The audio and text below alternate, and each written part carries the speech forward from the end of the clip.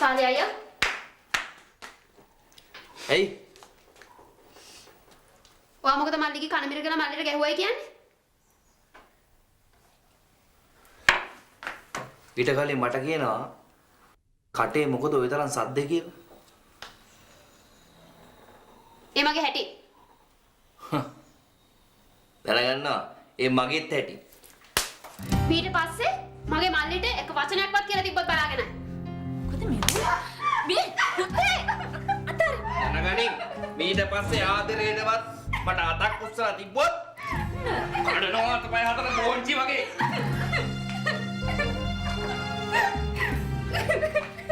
අඬන්න එපා.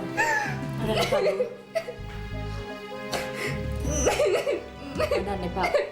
නෑ සාලියාගේ උඹ. එයාව උසකට උයන්නේ. San, මේ මොකක්ද අර චීන පටස් පපුරන වගේ සද්දයක් ඇහුනේ? Big sound? Any problem? ඇතුළට යන්නකො ගිහින් බලා ගන්න.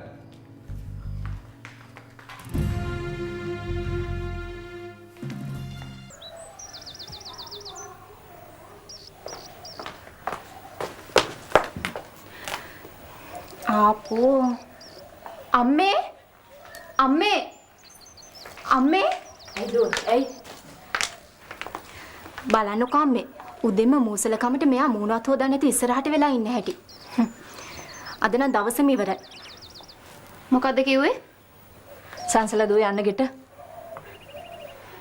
ඔයාලට ඉතින් දැන් අපිව දකින්නකත් මූසල කමන්න මොකටද අපේ ගෙදරට ඇවිල්ලා බලෙන්ම එක්කන් ආවේ? පේනවද අම්මේ? අම්මලා කරපු උදව්වට මෙයා දැන් කතා කිරිල්ල. උදව්ව? උදව්වකට නෙමෙයි තියෙන බයටයි එක්කන් ආවේ. මොකද්ද සංසලා දුවේ කතාවේ තේරුම?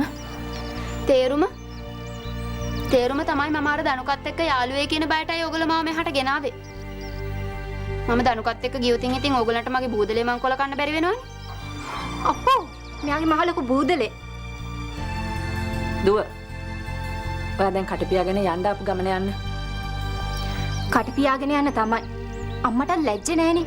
මෙයාගේ මේ කතා හා මෙයාව තවත් මෙහෙ තියාගෙන ඉන්න. කවුරුත් අපිව මෙහෙ තියාගෙන ඉන්න ඕනේ නැහැ. යන්න දුන්නොත් අපි මේ දැම්මම යනවා. මේ දැම්මම. මොකද්ද තමුසි කිව්වේ? පුතා අතාරින්. කොහොමද අම්මටයි නංගිටයි කතා කරන්නේ? ඈ? මෙයාව අතාරින්න. අම්මා ඉන්න.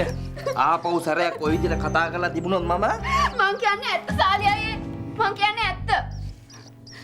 අපිව කරදරයක් නැහැ කරුණා කරලා අපිට යන්න දෙන්න. ඔව් වාසදිහට දුවන්න. ඊන් අර ගම්බට්ටත් එක්ක ඕන හැටි නටන්න පුළුවන් නේ. ඔව් මම නටනවා තමයි. නටන්න ඕයි නම් මම නටනවා. ඒක ඔයගොල්ලෝ කාටවත් නතර කරන්න බෑ. මොකද්ද කිව්වේ? පුතා